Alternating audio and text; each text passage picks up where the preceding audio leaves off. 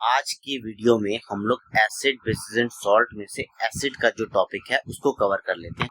सबसे पहले तो एसिड्स होते क्या हैं ये हम लोग जान लेते हैं। देखो, एसिड जो होते हैं ऐसे कंपाउंड्स होते हैं जिनके पास हाइड्रोजन होता है, लेकिन ये उसकी एक अकेली डेफिनेशन नहीं है। हाइड्रोजन का प्रेजेंट होना ये नहीं बताता कि वो एसिड है या नहीं। वो जब पानी में डिसॉल्व करते हैं उन कंपाउंड्स को, तो अगर हाइड्रोजन के आयन रिलीज कर रहे हैं तो हम उनको एसिडिक जो है वो कह सकते हैं। तो एसिड्स का बेसिक डेफिनेशन ये है कि हाइड्रोजन आयन जब दे रहे हैं वो रिलीज कर रहे हैं जब उन्हें हम पानी में मिक्स कर पा रहे हैं। तो बेसिकली जो प्रॉपर्टी है एसिड की वो होती है H प्लस आयंस की वजह से। The property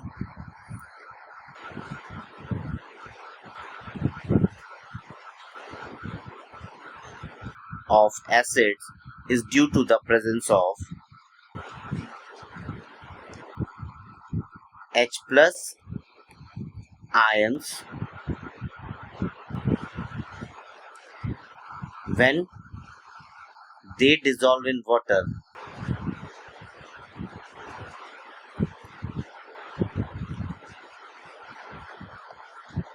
They form hydronium ion. अब हम इसको जो है अंडरलाइन कर देंगे। अभी इसकी इक्वेशन ऐसे लिखोगे, H प्लस को अगर पानी में मिक्स किया जाए, मतलब एसिड को वाटर में डिसॉल्व करें तो H प्लस आयन वो रिलीज करेगा तो बना देगा H3O plus ion. This is hydronium ion.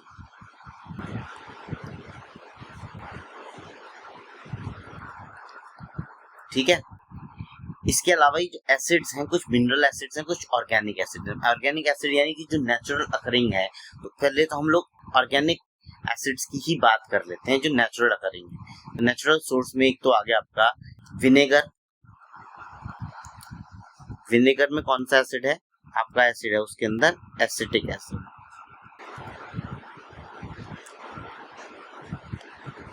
मैं इसी में लिख देता हूं।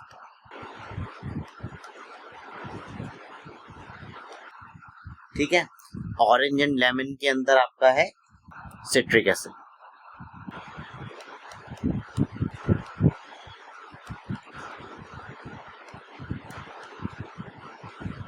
Orange and lemon. टैमरिंड, इमली के अंदर टमाटो। उसके बाद आपका कर्ड, दही है, या दूध जब फट जाता है तो एंड स्टिंग या नेटल स्टिंग। नेटल स्टिंग होता है पौधे के अंदर। इनमें भी जो है एसिड्स पाए जाते हैं। अब कौन कौन से हैं ये लिख लीजिए। टैमरिंड में तुम्हारा पाया जाएगा टार्टरिक एसिड। इसकी जो एक टेबल है तुम्हारी एनसीईआरटी में दे रखी है, तो इसके ये चीजें बहुत आ जाती हैं। टोमेटो में तुम्हारा ऑक्सैलिक एसिड मिलेगा। अगर हम कर्ड की बात करते हैं तो उसके अंदर लैक्टिक एसिड फॉर्म हो जाता है। यही कारण है कि जो मिल्कमैन होता है वो दूध में हल्का सा बेकिंग सोडा डालता है सो दैट लैक्टिक एसिड की जो फॉर्मेशन है उसको डिले किया जा सके। हैंड स्टिंग और इसमें नेटल स्टिंग में जो है मेथनोइक एसिड पाया जाता है, जो इसी मेथनोइक एसिड की वजह से जब भी चींटी या मधुमक्खी काट लेती है तो आपको थोड़ा इरिटेशन होती है। अभी अगर हम बात करें कि जो एसिड्स हैं जो मैन मेड एसिड्स हैं, हाइड्रोक्लोरिक एसिड हो गया, these are man made acids. Hydrochloric acid है, आपका सल्फ्यूरिक एसिड है,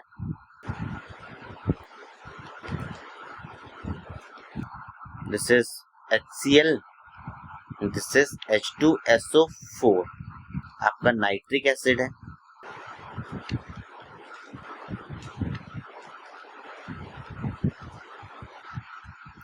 फॉर्मिक एसिड है जो कि चींटी जो काटती है उसमें भी होता है। मेथनोइक एंड स्टिंग में फॉर्मिक एसिड होता है। बेसिकली फॉर्मिक एसिड, इसका फॉर्मूला है HCOOH। ये पूछ लिया जा सकता है। कार्बोनिक एसिड है जो तुम्हारी कोल्ड ड्रिंक्स में पाया जाता है, that is a weak acid. Carbonic acid है H2CO3। फॉस्फोरिक एसिड है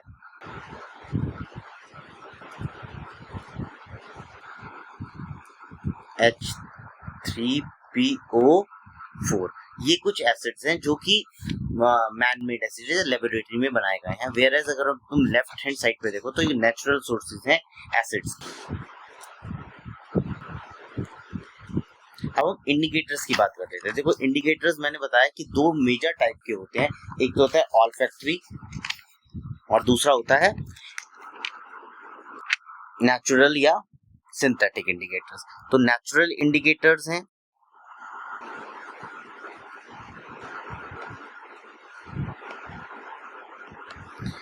नेचुरल इंडिकेटर्स में तुम्हारा आ जाएगा पहला लिटमस। एसिड जो होता है हमेशा ब्लू लिटमस को रेड में चेंज करता है, रेड में कोई चेंज शो नहीं करेगा। तो ब्लू लिटमस जो है तुम्हारा चेंज हो जाएगा किसमें, रेड में, लेकिन रेड में कोई इफेक्ट नहीं आएगा एक एसिड के केस में। अभी हम केवल एसिड की बात करें, ठीक है। अगर मैं नेचुरल में ही इसकी बात करता हूँ टर्मरिक की, तो टर्मरिक भी में भी कोई चेंज नहीं आता, नो चेंज, ठीक है। अब हम बात कर लेते हैं कुछ सिंथेटिक इंडिकेटर्स की। सिंथेटिक इंडिकेटर्स यानी कि जो बनाए गए, इनमें क्या क्या चेंज आएगा।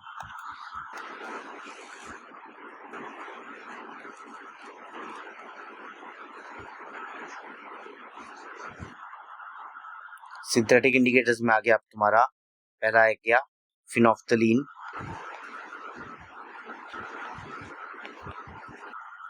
जो अपना कलर चेंज नहीं करता, तो there is no change acid के केस में। दूसरा मिथाइल ऑरेंज, जो किसमें कन्वर्ट हो जाएगा, रेड कलर में, रेड कलर शो करेगा।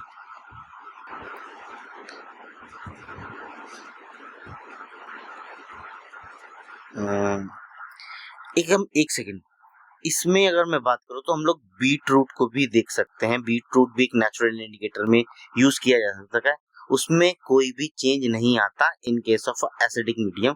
ऐसे ही आप चाइना रोज को भी इस्तेमाल कर सकते हैं, हिबिस्कस, चाइना रोज जो है कोई चेंज शो नहीं करेगा इन एसिडिक मीडियम, बेसिक में उसका कलर चेंज हो जाता है, ठीक है।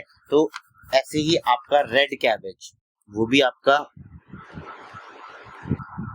नेचुरली है। एसिडिक में रेड कैबेज का कलर रेड रहता है।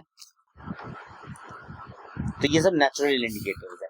मिथाइल ऑरेंज, फिनोफ्थलीन, ये आपके सिंथेटिक इंडिकेटर्स में आएंगे। इनके अलावा एक इंडिकेटर होते हैं जिनको हम लोग बोलते हैं ऑल्फैक्टरी इंडिकेटर्स। ऑल्फैक्टरी इंडिकेटर्स होते हैं, olfactory indicators are those indicators, अगर हम सिंथेटिक और नेचुरल इंडिकेटर की बात कर रहे हैं तो these are the indicators which changes colour in acidic और बेसिक मीडियम, ठीक है। इसकी डेफिनेशन ये रहेगी। इनकी क्या है, changes smell in acidic and basic medium. अब इसका एग्जांपल हो गया आपका क्लोव ऑयल, अनियन या वेनिला एसेंस जो होता है, इनकी मीडियम, इनकी स्मेल रिटेन्स या हल्की कम हो जाती है इन एसिडिक मीडियम। ये इनका टेस्ट रहता है ऑल्फैक्टरी इंडिकेटर्स का। अब इनकी कुछ केमिकल प्रॉपर्टीज हम लोग पढ़ लेते हैं। केमिकल प्रॉपर्टीज में सबसे पहले आएगा इसका कि अगर किसी भी एसिड की रिएक्शन हम लोग मेटल के साथ में करते हैं तो क्या होता है। देखो जब हम एसिड की रिएक्शन मेटल के साथ में करेंगे, जैसे मैंने जिंक की रिएक्शन कर दी HCl के साथ में, तो हमारे पास उसी मेटल का कंपाउंड बन जाएगा ZnCl2 plus H2 gas release होगी हमेशा। या मैं जिंक की रिएक्शन कर रहा हूँ H2SO4 के साथ में, तो भी तुम्हारी ZnSO4 plus H2 gas release होगी। सारे मेटल्स एसिड्स के साथ रिएक्ट करके हाइड्रोजन गैस बनाते हैं, रिलीज करते हैं, एक्सेप्ट HNO3। ये चीज तुम मेटल्स एंड नॉन मेटल्स में भी पढ़ोगे, क्योंकि HNO3 जो होता है वो स्ट्रॉन्ग ऑक्सीडाइजिंग हो जाता है, होता है ऑक्सीडाइजिंग एजेंट। ऑक्सीडाइजिंग एजेंट यानी कि जो ऑक्सीजन प्रोवाइड कराएगा। तो ये ऑक्सीजन प्रोवाइड करा देता है, हाइड्रोजन जो रिलीज हुई है उसको ऑक्सीजन मिल गई तो क्या फॉर्म करेगा, वो वाटर फॉर्म करेगा। ठीक है, अब ये जो गैस रिलीज हुई है इसको हम लोग किस तरीके से टेस्ट करेंगे। देखो, जो हम टेस्ट ट्यूब में रिएक्शन कर रहे हैं, हमने जिंक की HCl के साथ में रिएक्शन की तो हमें बबल्स दिखाई देंगे, वो हाइड्रोजन गैस के हैं। लेकिन अगर तुम्हें चेक करना है तो it Burns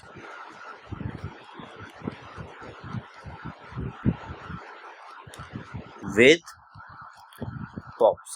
If you bring a sprinter near the mouth of the test tube, तो it will burn with a pop sound. ये उसका हाइड्रोजन का टेस्ट है, हाइड्रोजन गैस इवॉल्व हुई है, तुम्हें इस तरीके से पता है। ठीक है, अब आ जाओ, क्या हो जब किसी भी एसिड की रिएक्शन मेटल के कार्बोनेट या मेटल के हाइड्रोजन कार्बोनेट से की जाती है। देखो, एक चीज रट लो, कार्बोनेट अगर हमारे पास रिएक्टेंट में है तो हमें कार्बन डाइऑक्साइड जरूर मिलेगी। और यही इसमें भी होता है कि एसिड जब रिएक्ट करता है मेटल के कार्बोनेट या मेटल के हाइड्रोजन कार्बोनेट से, अब मेटल का जो हाइड्रोजन कार्बोनेट है उसको हम लोग मेटल बाई कार्बोनेट भी बोलते हैं। ठीक है, तो मेटल बाई कार्बोनेट के साथ में प्रोड्यूस होकर देगा वो मेटल सॉल्ट, मेटेलिक सॉल्ट बना देता है, वाटर बनाता है और कार्बन डाइऑक्साइड इवॉल्व करेगा, जिसकी वजह से बहुत ज्यादा स्पीड में झाग आएंगे। Brisk effervescence you can observe. ठीक है, तो अभी जो कार्बन डाइऑक्साइड फॉर्म हो रही है इसको हम चेक कैसे करेंगे। सबसे पहले तो मैं रिएक्शन लिख लेता हूँ। देखो, Na2CO3 है हमारे पास, इसकी रिएक्शन हमने HCl के साथ में करा दी तो ये बनाएगा NaCl। अब फॉर्मूला ये रहता है तो मुझे 2 यहाँ लगाना पड़ेगा, यहाँ 2 लगाने का मतलब है मुझे यहाँ पर भी 2 लगाना पड़ेगा। अब हाइड्रोजन मेरे पास 2 है, कार्बोनेट है, मैंने बता दिया कार्बन डाइऑक्साइड जरूर मिलेगी, तो कार्बन डाइऑक्साइड प्लस वाटर। लेकिन अगर हमारे पास सोडियम का ही हाइड्रोजन कार्बोनेट है और उसकी मैं रिएक्शन HCl से करा रहा हूं तो हमारे पास मिलेगा NaCl, सेम प्रोडक्ट मिलेंगे, प्लस वाटर प्लस CO2। तो मतलब ये है कि जब भी मेटल का कार्बोनेट या मेटल का बाई कार्बोनेट एसिड के साथ में रिएक्ट करता है तो कार्बन डाइऑक्साइड गैस जो है वो रिलीज होती है। अब ये कार्बन डाइऑक्साइड जो गैस है इसको जब हम पास करते हैं लाइम वाटर से तो ये लाइम वाटर को मिल्की कर देता है। क्यों?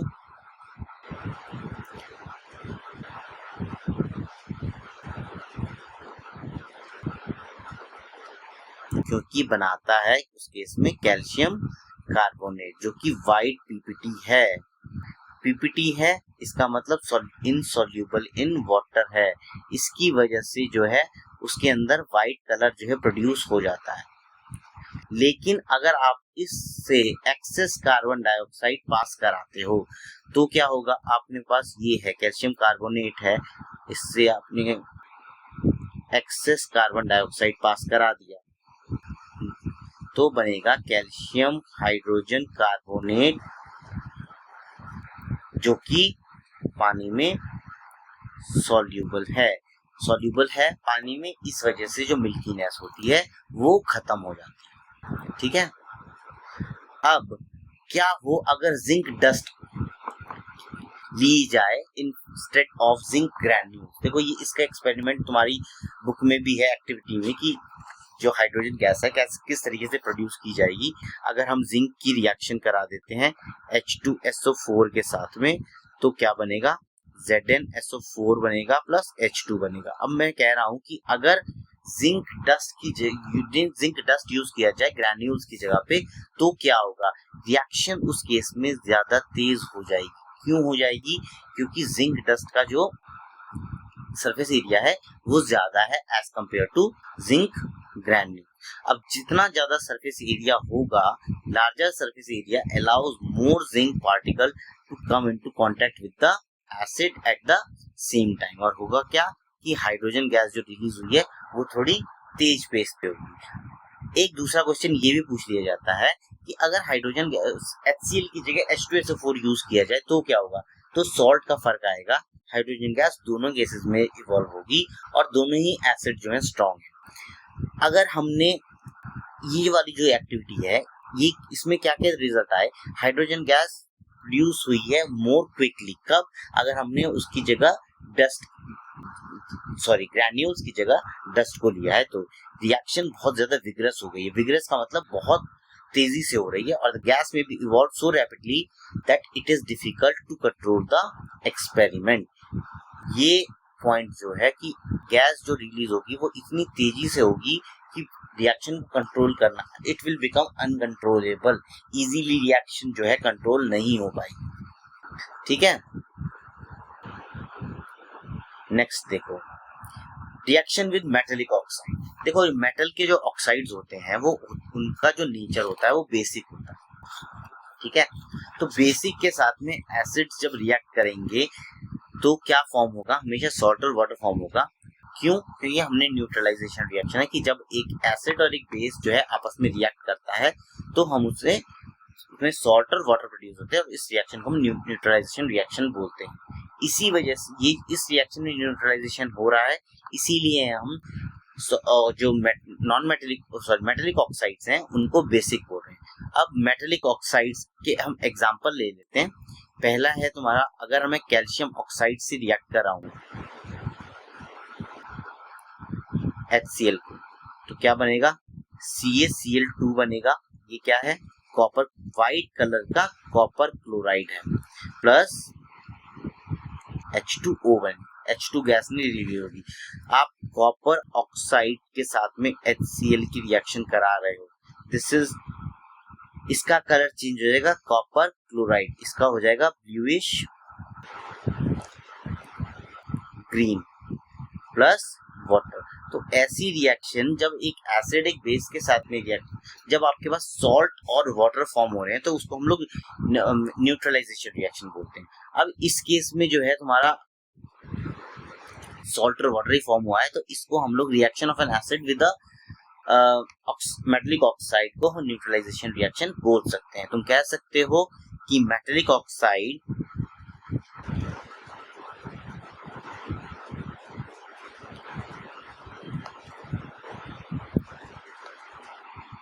plus acid is an example of neutralization reaction. Why? Because it is producing the same products that a neutralization reaction produces.